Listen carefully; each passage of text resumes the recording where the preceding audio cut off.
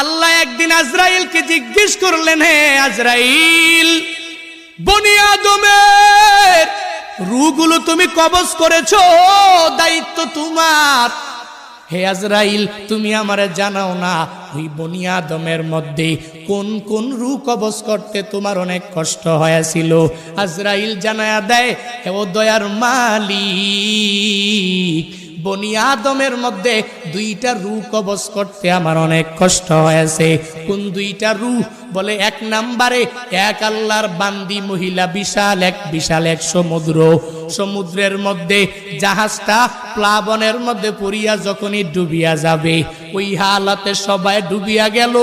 এক প্রেগনেন্ট মহিলা, গর্ভবতী মহিলা কাঠের মধ্যে বসা, একটু পরেই এই মহিলা একটা বাচ্চা প্রসব করবে।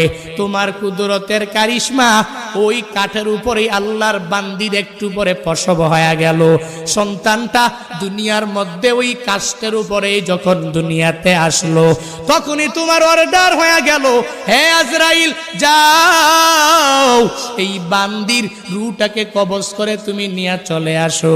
আমি যখন ওই কাঠের উপরে ঝুলন্ত ওই মহিলার রূহটাকে কবজ করার জন্য যখন আমি চলে গেলাম, আমার মনের মধ্যে অনেক কষ্ট ওই সময়ে লেগেছিল। কারণ কি আল্লাহ জানেন না? কারণ হলো এই কাঠের মধ্যে যে এই বান্দি সন্তানটা, ওই সন্তানের কি উপায় হবে, কই যাবে? কারণ দুনিয়াতে তার মা থাকবে না। মা ছাড়া সন্তানেরা যেই পরিমাণ পাগল পারা হয়ে যাবে, হে বান্দারা ওই হসপিটালের বেডের মধ্যে গিয়া দেখবেন, ওই জায়গার মধ্যে কত মায়েরা ডেলিভারির সময়ে দুনিয়া থেকে বিদায় নিয়ে চলে গেল। সন্তানেরা কত কষ্ট করে লালিত পালিত হয়ে গেল, কারণ দুনিয়াতে মা নাই। মা ছাড়া সন্তানটা দুনিয়াতে টিকে থাকতে পারে না। 70 বছরের ওই মুরব্বী নিজের মা হারাইয়া কান্দে, চোখের পানি ফালায়া ওই বাবা হারাইয়া কান্দে। কারণ বান্দা তো জানে আমার নাতি নাতনির অভাব নাই, এই দুনিয়াতে আমার ছেলের অভাব নাই, এই দুনিয়াতে আমি সব কিছু দুনিয়াতে পাইয়া গেলাম, এখন আমার কোনো কিছুর অভাব নাই। কিন্তু আমার মা ছাড়া আমার এতিম অবস্থা হয়ে যায়, আমার বাবা ছাড়া আমার এতিম অবস্থা হয়ে যায়। সন্তানটা বড় হয়ে গেল, এরপরেও মা ছাড়া চলতে পারে না। মা যার নাই, মনে হয় ঘরের মধ্যে কোনো একটা নাই।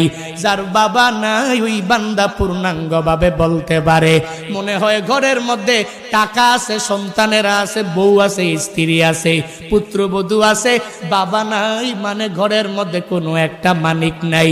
ওই যে মহিলাটা বাচ্চা প্রসব করলো, আজরাইল বলে, আল্লাহ ওই মহিলার রূহটাকে কবজ করে আমি যখনই নিয়ে আসব, তখন মনে আমার অনেক কষ্ট লেগেছিল। কেন জানেননি? কারণ এই সন্তানের উপায় কি হবে এই চিন্তা ভাবনা করিয়া। কারণ আপনার আদেশ আমার মানাই লাগবে, কারণ আল্লাহর আদেশের উপরে অন্য কোনো কিছু করা যাবে না। আপনার আদেশ মানা লাগবে, নির্ধারিত টাইমের মধ্যে রূহ আমার কবজ করা লাগবে। কারণ আমি আপনার কমান্ড অনুযায়ী যেই সুন্দরভাবে চলাফেরা করি। আজরাইল তো কারো কাছ থেকে বান্দা অনুমতি নেয় না, শুধু নিয়েছেন নবীর কাছ থেকে।